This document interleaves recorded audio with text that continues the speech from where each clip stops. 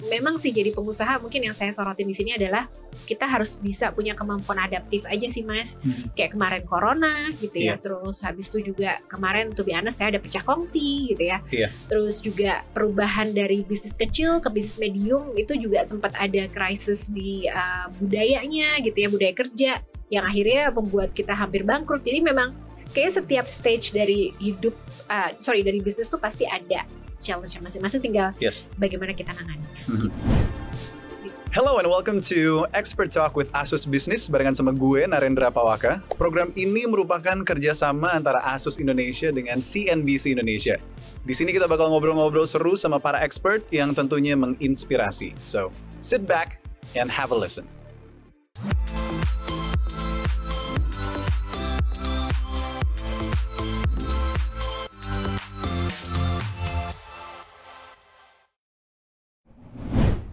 Cuan Experts, membangun sebuah bisnis dibutuhkan sebuah strategi yang efektif. Tidak hanya bisa dikenal di dalam negeri saja, akan tetapi bisnis yang kita bangun juga bisa dikenal hingga ke mancanegara. Sesuai dengan tema kita kali ini, yaitu Brand Local Go International, kali ini gue udah bersama expert di balik suksesnya salah satu bisnis food and beverages. Kisahnya membangun sebuah bisnis bisa kita jadikan motivasi bersama dan sebuah inspirasi. So, please welcome Nilam Sari Sahadewa, founder dari Kebab Turki Baba Raffi. Hi Nilam. Halo Mas Eda. Hi Nilam.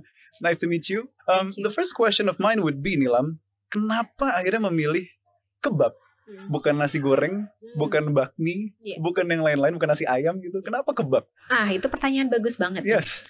Karena saya orang Surabaya. Jadi sebenarnya di Surabaya itu orang senangnya makanan yang pedas, asin, gurih ya. Kenapa kebab? Nah, mungkin karena pada saat itu kita berusaha mencari sesuatu yang beda daripada yang lain. Kembali lagi, orang Surabaya itu kan pasti kalau beli makanan value for money ya, harus kenyang. Nah, pada saat itu kita mulai berbisnis makanan. Nah, do you know Eda, saya sama sekali gak bisa masak. Serius, kalau saya masak nasi goreng nih, keluarga saya pasti pucat semua. At that time ya? No, until now. Until now? Yes. Tapi pada saat itu akhirnya mikirnya, aduh jualan makanan, tapi makanan apa ya yang gampang masaknya?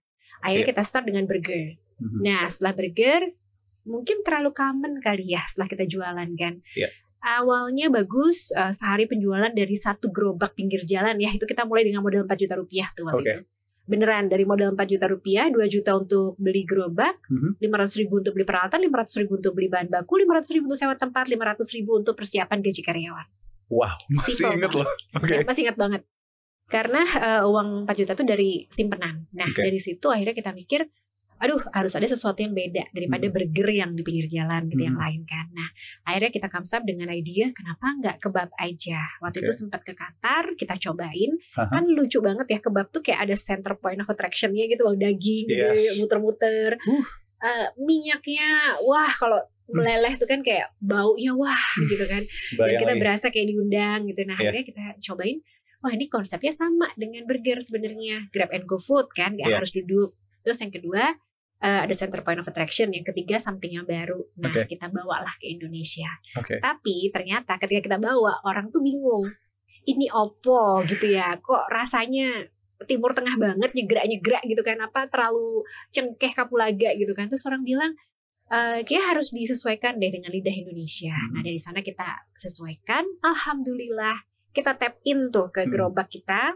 Alhamdulillah pada saat itu kan kita punya 1 gerobak burger, berkembang dari 1 gerobak jadi 2, jadi 3, jadi 4, jadi 5. Nah, setelah kita adapt itu kebab menjadi kebab fusion yang ala Indonesia, ternyata kita tap in di burgernya kok diterima dengan bagus. Itu berarti tahun berapa, Nilam?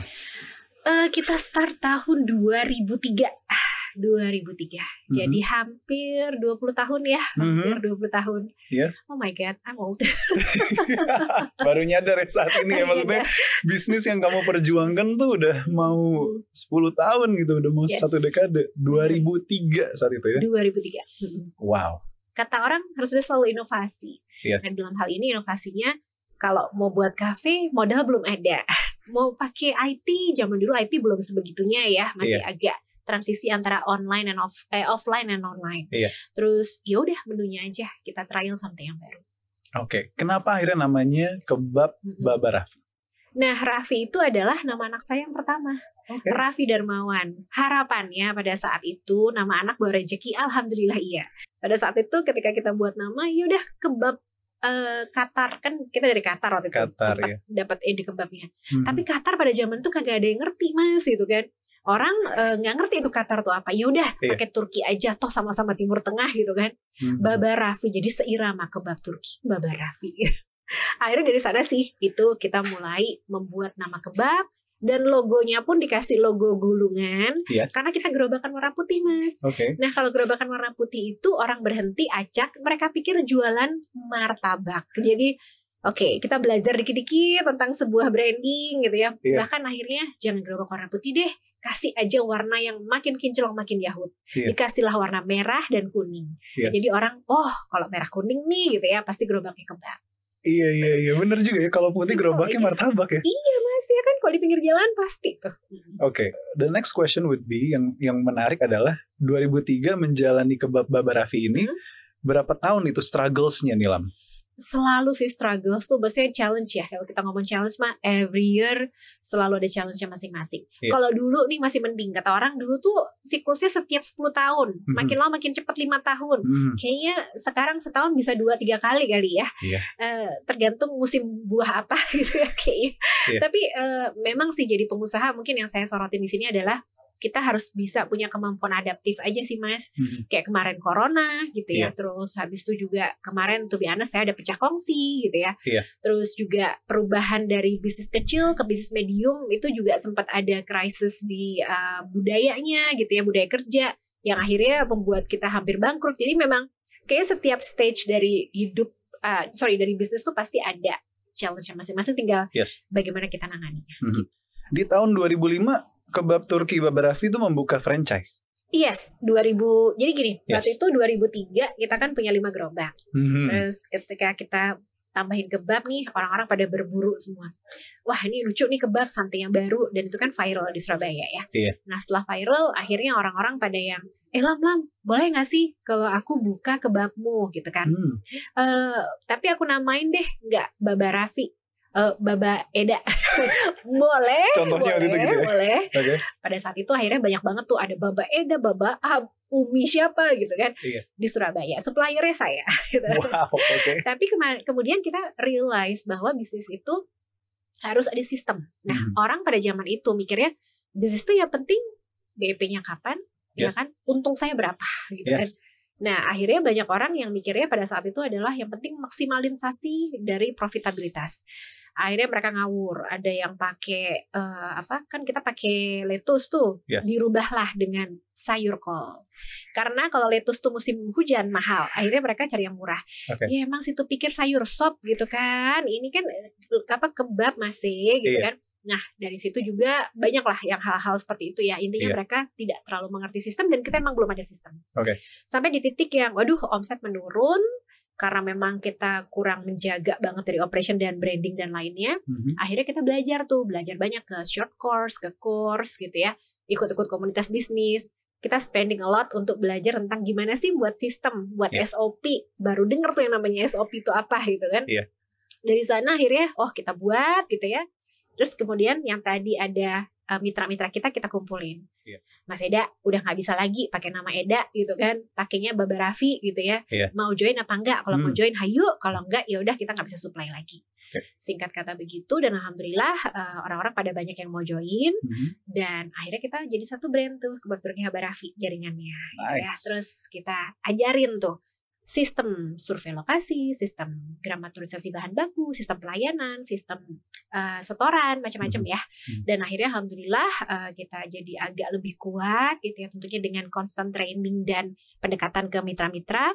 Baru tahu juga, ternyata ada yang namanya franchise. Keren nih, bahasa Inggris gitu kan. Jadi ngelakuin dulu baru tahu namanya habis itu. Ternyata ini franchise. Karena kita datang ke pameran, ada pameran franchise.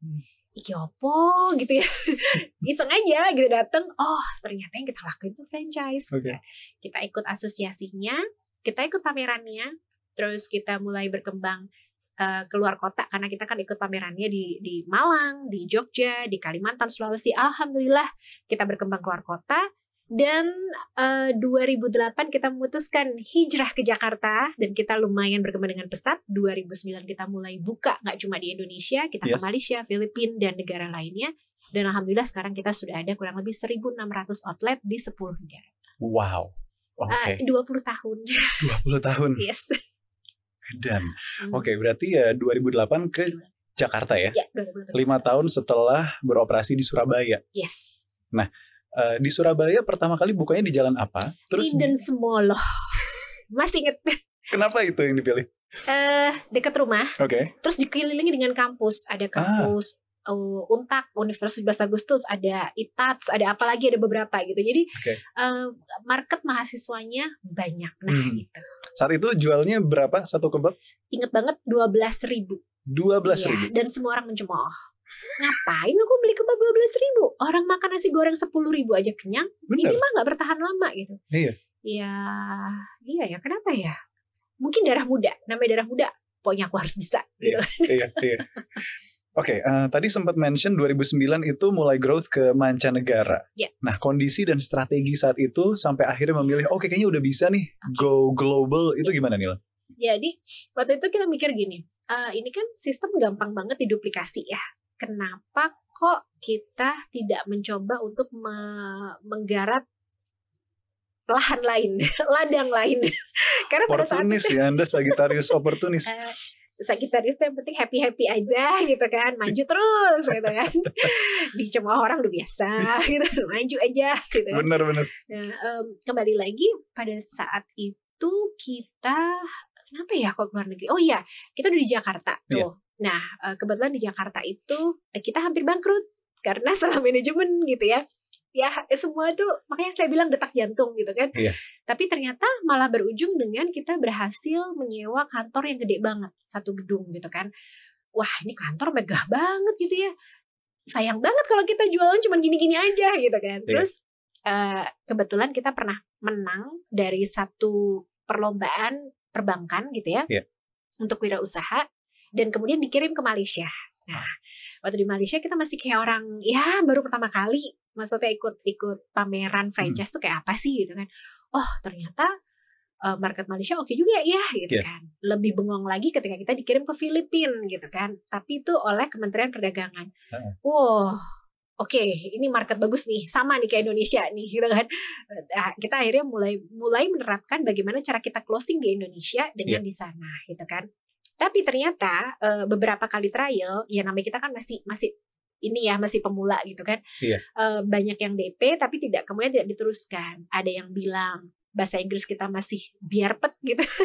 Terus ada yang bilang apa ya waktu itu banyak hal lah gitu kan. Terus akhirnya sampai di titik yang kita ketemu dengan lawyer yang biasanya ngurusin soal agreement luar negeri, ketemu dengan branding strategi yang ngurusin luar negeri juga. Nah, kan semua perlu waktu ya. Akhirnya kita mengumpulkan mereka lebih pede. Nah, nggak tahu gimana, justru sebenarnya yang dengan teknik ikut pameran di luar negeri itu malah kurang. Karena pada saat itu juga Google tuh lagi naik-naik bangetnya, ada iklan ya, iklan Google Ads dan juga Instagram kan mulai naik ya. Akhirnya kita main juga iklan Instagram Ads. Ternyata itu ketika kita pasang dengan kata kunci tertentu, bidding untuk kata kuncinya, dan pemberitaan yang mulai kita bangun. Nah, mungkin karena orang komunikasi ya, pemberitaannya nggak cuma berita dalam negeri dong. Kalau mau closing di Malaysia berarti kan berita bahasa Inggris, bahasa Malaysia, Filipina harus kita udah prepare duluan. Ternyata kok banyak orang yang tertarik. Jadi malah kita nggak ikut pameran, banyak orang yang datang lewat email gitu ya, janjian mereka ke Indonesia. Jadi waktu itu at the same time tuh hampir bersamaan Malaysia mau masuk, Filipina mau masuk. Saya inget banget Malaysia itu dealing bulan September, Filipina dealing bulan Oktober. Jadi kayak alhamdulillah pecah telurnya 2. Domino effect ya. Alhamdulillah. September berarti ya? Yes. Ini September sekarang. Yes, kembali 2022. Sagittarius selalu optimis. Oke, itu berarti 2009 ya, 2009. Go global. Sekarang aku mau fast forward lagi ke tahun 2017, tahun yang personal buat Nilam. Yes. Apa yang terjadi sih Nilam di tahun 2017 kalau boleh sharing? Iya. Wah, it's a very very tough time ya. 2017 itu Kebetulan saya harus pecah kongsi dengan partner bisnis saya yang juga my ex-husband. Kembali lagi juga saya kehilangan suami ya pastinya. At the same time my mom suddenly got leukemia. Jadi hanya 3 bulan dan kemudian meninggal. Jadi kayak saya tuh cuman marah aja ke Tuhan. Orang itu nego biasa, nego. Gimana sih Tuhan konsepnya? Orang lain tuh dapat cobaan satu-satu kali, nggak semua jadi satu begini. Terus juga ketika saya pecah kongsi itu kan otomatis saya dapat kantor yang kantor pusat ya, Jakarta. Karena saya kemudian handle dari Aceh sampai Jogja. Nah, yang sana dapatnya adalah yang timur, jadi Solo sampai Papua. Kantor pusat ini tadinya mengolah seluruh Indonesia kan, tapi kemudian ketika saya dapat Jakarta mau nggak mau nih, berarti kan saya harus mengurangi, karena kan areanya tidak seluruh Indonesia nih, areanya cuman hanya area Indonesia Barat aja. Jadi saya harus mengurangi kantor. Dan kemudian waktu saya away karena ngurusi my mom, ternyata banyak banget yang saya kelewat 3 bulan itu ya. Ya tentunya saya nggak bisa fokus di kantor. Banyak banget utang-utang yang tiba-tiba terjadi gitu kan. Dan itu saya benar-benar dalam posisi nggak ada uang karena benar-benar habis-habisan, lah cancer seperti apa kan habisnya. At the same time kantor juga lagi minus, saya harus ngurangin orang. Wah itu gila banget sih. Udah kemudian harus menyelesaikan hutang. Kepala saya sendiri juga lagi nggak waras gitu ya. Disomasi banyak oleh franchise karena mereka akhirnya kayak mengajukan mosi tidak percaya. Nah kembali lagi beda. Saya tuh agak miris juga ya. Maksudnya gini, Indonesia itu nggak semua orang percaya kepada perempuan atau wanita gitu ya. Walaupun kita semua ngomong tentang emansipasi, tapi mereka akan lebih percaya posisi laki-laki sebagai leader. Akhirnya ketika saya yang megang, mereka rata-rata nggak mau di bawah saya. Mereka protes, nggak mau gitulah intinya. Memandang sebelah mata ya. Sampai somasi loh. Dan itu hampir tiap hari saya dapat somasi. Itu mah udah kayak orang gila sih lebih tepatnya. Di kantor sendiri soalnya kan? Sendiri semua. Dan I forget to mention that aku anak tunggal. Oh kamu anak tunggal? Yes, gak ada. So no support system dari siblings any kind gitu ya? Saudara-saudara juga jauh kan ya di Surabaya ya? Yes. Jadi benar-benar kayak ya udah, I have to survive gitu kan. Sempat pikir mengakhiri hidup gitu ya, karena kayak gila, ini pressure-nya too much buat aku gitu ya. Ya kalau anak bisa diurus bapaknya lah. Tapi satu hal mungkin saya pikir, bapak saya yang ngurus siapa ya? Ya sudah. Sebenarnya dari simple pikiran kayak gitu, ya udahlah dihadapin aja, dihadapin. Ya udah. Satu hari pernah my mom meninggal, besoknya dikuburkan, saya ambil istirahat sehari, besoknya lagi saya ke kantor. Di kantor saya didemo sama karyawan karena saya telat bayar gaji seminggu. Ya, mama saya lagi kritis, mama saya meninggal dan itu terusan kan di demo. Padahal saya pikir ketika mereka di luar itu kumpul, mereka tuh turut berduka cita. Jadi saya yang sampai wow segini banget ya gitu. Oke. Waktu itu saya juga dengan bantuan obat penenang, saya ke psikiater kan. Gak bisa nangis, gak bisa marah, gak bisa panik, muka datar. Saya kumpulin semua karyawan, saya bilang kita akan ada PHK. Nanti siapa yang kena PHK akan diumumkan oleh HRD. Itu benar-benar yang kayak wow, it was the hardest time ya in my life gitu. Dan setelah selesai masuk ke kantor, saya tutup pintu, lari ke kolong meja, nangis. Baru nangis sebentar, sekretaris saya ketok-ketok, Ibu, mohon maaf Ibu, mohon maaf. Terus dia ngasih surat, another somasi. Jadi kayak, wah itu deh hari itu tuh ya, aduh itu tuh bener-bener wow. Tapi ya kita mau apa? Sebagai manusia kita mau ngapain gitu kan? At the end, kita cuma hanya bisa menjalani gitu kan, menghadapi. 2017 sampai 2019 tuh kalau bisa saya gambarkan itu adalah the hardest time of my life gitu ya. Tapi at the same time, Tuhan baik kok, Tuhan baik, nggak pernah sampai kekurangan. Ada aja, ada kerjaan baru, ada omset baru, ada ini baru gitu ya. Utang juga kebayar pelan-pelan gitu ya. ya dihadapin aja. Bahkan sampai mobil ada 14 diambilin sama debt collector, ya udah masih sisa 3 gitu kan. Jadi kayak ya udah mau apa, at the end saya cuma berpikir mungkin Tuhan membersihkan gitu ya.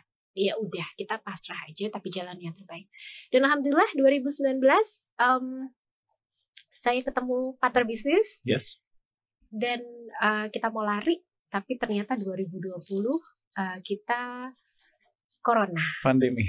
Tapi justru akhirnya itu jadi penyelamat saya, karena 2019 kan ada uang yang harusnya buat pengembangan itu untuk survival tools ya. Dan alhamdulillah ternyata 2020 semua orang banyak susah ya. Saya justru lagi istirahat, karena saya memang saya nggak mau jadi CEO dulu, saya pengen istirahat. Dikasih Tuhan loh beneran istirahat gitu ya. Dan ketika saya bilang saya pengen dunia berhenti, ya nggak tahu kan gitu ya, kayak saya pengen istirahat gitu, capek saya, Tuhan capek gitu. Dunia berhenti, bener-bener istirahat 2020, healing. Oh iya, ditanya tadi kan olahraga, saya sering naik gunung karena bener-bener berusaha releasing ya. 2021 kemudian baru mulai kerja lagi untuk persiapan kejar project selanjutnya. Berarti saat ini at the moment we speak, udah recharge banget. You will see totally different Nilam ya. Satunya sisi kiri pojok, sekarang kayak sisi kanan pojok. Oke. Yes. Talking about the difference, Nilam yang masa lalu sama Nilam 2022 itu apa? If you can look back. Aduh, jadi buka-buka ini ya. Iya dong. Nilam yang dulu naif. Oke. Karena mulai bisnis di umur berapa Nilam? 19. 19 udah mulai loh. Iya kan? Tapi Nilam yang dulu energinya nggak berlebih, nggak ada habisnya, gitu ya. Terus Nilam yang dulu penasaran, pengen belajar banget. Nilam yang dulu willing to take risk more ya. Iya, karena masih muda kan, kita belum ngerti, jadi apa aja dihajar lah gitu kan. Nilam yang zaman dulu juga percaya kepada orang lain tanpa pilih-pilih gitu ya. Kalau Nilam yang sekarang, Nilam yang sudah banyak ketampar sama kehidupan. Jadi sudah bisa berpikir 2 kali ya. Tidak senaif dulu tentunya gitu ya. Juga mungkin memilih banget ya. Kan jadi picky banget ya. Inner circle kita harus kita tata nih. Sekarang 6 orang terdekat kita ini siapa sih? Harus kita tata banget. Dan binder di mana kita punya orang terdekat itu adalah yang justru hurting you the most gitu ya. Jadi kayak bener-bener memilih dan menata gitu aja sih. Memilih dan menata. Yes, menata hati, menata sumber daya, menata pikiran, menata trust, ya kan? Oke, Cuan Expert, kita akan masuk ke segmen Cuan Experts bertanya, expert menjawab. Yuk, mari. Ini adalah pertanyaan yang sudah masuk ke CNBC Indonesia. Sekarang kita akan membacakan salah satunya yang sudah masuk ke CNBC Indonesia yang paling menarik nih. Here we go. Siap ini Lam ya? Boleh dong, harus. Ini dari Cuan Expert yang bernama @triazuros_. Oke, Tria, terima kasih sudah bertanya. Pertanyaannya adalah, adakah strategi yang diterapkan Kebab Turki Baba Raffi dalam menarik investor untuk berinvestasi?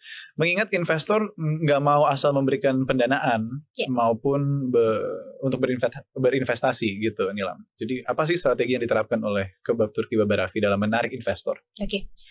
Tentunya karena saya backgroundnya orang media, jadi sadar banget bahwa media itu berperan penting. Even sebelum zaman Instagram dan Facebook, kita sudah main di Friendster. Ada yang mengalami zaman Friendster? Aku sempat ngalamin ya, testimoni ya. Itu kan, itu kita jualan catering di sana. Jadi kayak kita manfaatin segala cara gitu ya. Oke, 2003 tuh ya, berarti jualan di Friendster juga ya? Yes. Foto-foto visioner banget. Semua orang fotonya foto keluarga, foto apa gitu kan. Kita jualan catering, produksinya kita posting dan lain-lainnya. Iya. Nah yang kedua juga kembali lagi story of human interest gitu kan, siapa dibalik dari Baba Raffi-nya, karena kan kalau semua produk pasti ngomongnya kecap nomor 1 ya kan. Kita waduh kalau ngomongin produk kita nomor 1 udah pasti kalah sama pemain-pemain besar kan. Jadi kita masuknya dari story yang saya bilang tadi, udah hidupnya turun banget, jualan gerobakan, drop out gitu kan, tapi ternyata kita bisa bangkit lewat gerobakan gitu kan. Nah kemudian juga kembali lagi, zaman itu kan belum ada dana, belum ada uang ya Mas zaman itu kan. Jadi kita harus manfaatkan apa yang ada. Kita ikut banyak banget kayak kejuaraan-kejuaraan wira swasta, wira usaha ya. Dari banyak bank, institusi, itu kita selalu ikut. Karena kita tahu setiap kali kita menang, diliput sama media juga, dan itu media nasional.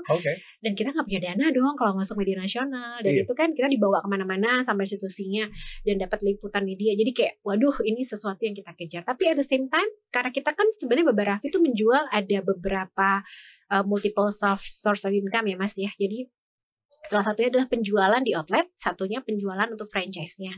Nah, kalau kita ngomong penjualan investasi untuk franchise, itu berarti kita harus ngomong kita tuh harus sudah dikurasi gitu oleh institusi-institusi tertentu. Nah, ketika kita menang oleh lomba-lomba tersebut dari beberapa bank, dari media, dari apa, itu kan orang jadi lebih percaya ya. Oh, ini menang A, menang B, menang C gitu. Berarti dia sudah dikurasi nih, bukan bisnis yang hari ini buka besok hilang gitu kan. Nah dari situ orang banyak percaya ke Baba Raffi. Nah zaman dulu kita juga aktif untuk ikut pameran, dan di pameran itu kan otomatis juga udah harus terkurasi oleh asosiasinya. Nah jadi kita sangat agresif untuk di sana. Plus media sosial zaman dulu Mas tuh belum banyak tuh. Kita udah main Google Ads, main Instagram Ads gitu ya, namanya orang komunikasi kan gitu kan. Terus alhamdulillah dari sana masyarakat menyambut baik, dan tentunya kita itu pengeluaran terbesar Mas, bangun tim. Mungkin teman-teman saya pengusaha yang lain Mas, jujur nih kalau di compare ya, waduh mereka tuh udah yang kayaknya tajir belintir semua deh gitu, karena mereka keep the team small gitu ya. Kalau saya karena memang di bidang makanan, timnya itu harus agak lumayan. Lebih banyak ya? Iya, lebih banyak. Benar-benar padat karya, padat modal, padat karya. Jadi ketika tim kita bangun, kita investasi ke orang, dan itu biaya gila gede banget gitu ya. Tapi tim kita siap menghadapi apapun. Jadi orang mau closing, mau buka tiap bulan, tiap hari satu outlet, kita pernah di titik tuh sebulan bisa buka 30 titik. Jadi itu benar-benar kejadian, dan tim kita siap-siap aja. Nah, kesana sih mungkin strategi kita.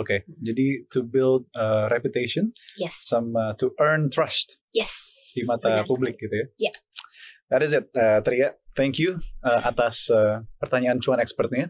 Now we're gonna play a rapid fire question barengan sama Nilam. So are you ready, Nilam?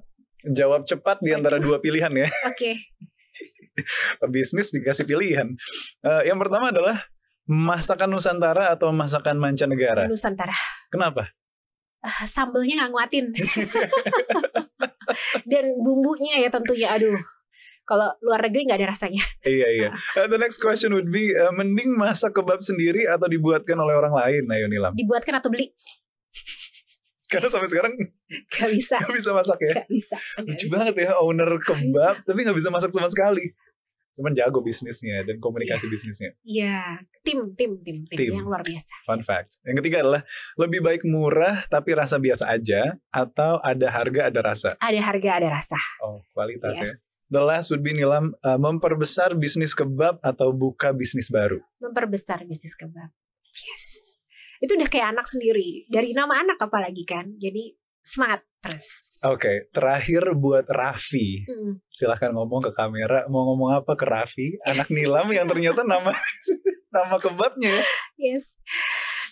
Buat Raffi, terima kasih udah hadir di hidup Mama. Salah satu hadiah yang terindah dari Tuhan.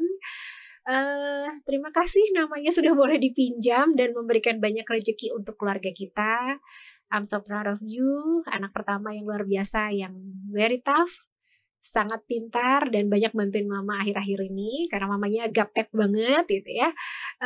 Mudah-mudahan ke depan bisa menemukan jalan hidup yang sesuai dengan keinginan Mas Raffi ya. Apakah mau di Baba Raffi ataukah mau mencoba bisnis baru dengan jalan Mas Raffi sendiri. The most important is I'm always here. I will be always your biggest supporter. Oh, that is a heartfelt moment. Thank you so much. Nilam Sari Sahadewa, itu dia obrolan yang menarik dan menginspirasi buat semua cuan experts. So, my name is Narendra Pawaka. Sampai jumpa di episode berikutnya di Expert Talk with Asus Business. Be the expert. Bye.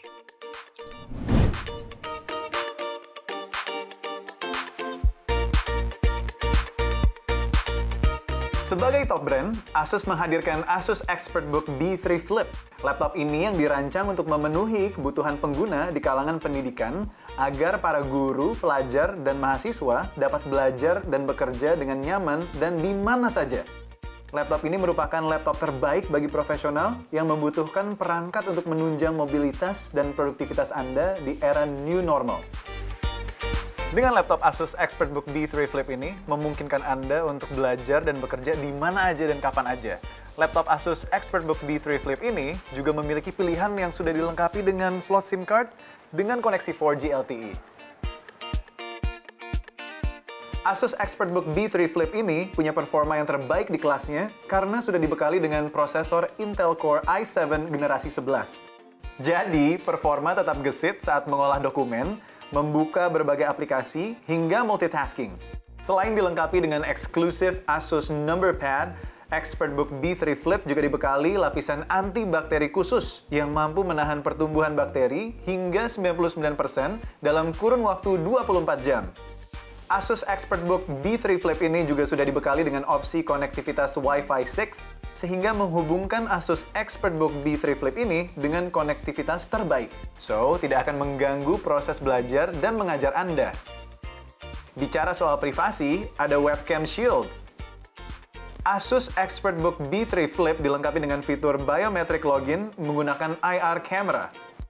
Laptop ini juga sudah dibekali dengan dua kamera, lengkap dengan world-facing kamera yang menggunakan sensor 13 megapiksel. Para pengguna ExpertBook B3 Flip ini juga bisa menggunakan AI Noise Cancelling Audio yang meredam suara berisik di sekitar, sehingga bisa nyaman meeting online di mana aja. Kita semua tahu ya, di era yang serba cepat ini, kita butuh laptop yang fleksibel, tangguh, dan powerful. So, pengguna ExpertBook B3 Flip ini juga bisa digunakan dengan memanfaatkan stylus pen, supaya pekerjaan Anda lebih mudah dan praktis.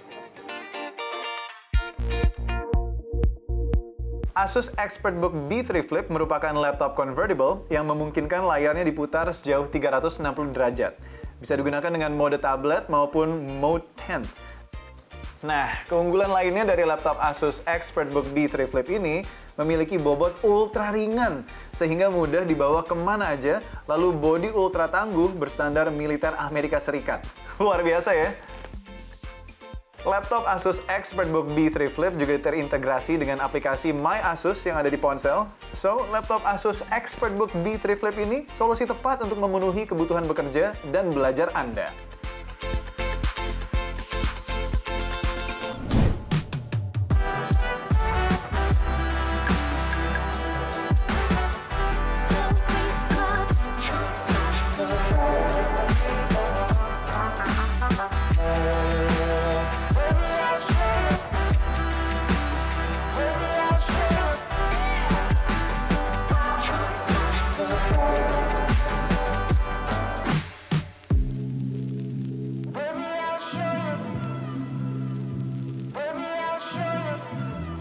Waste my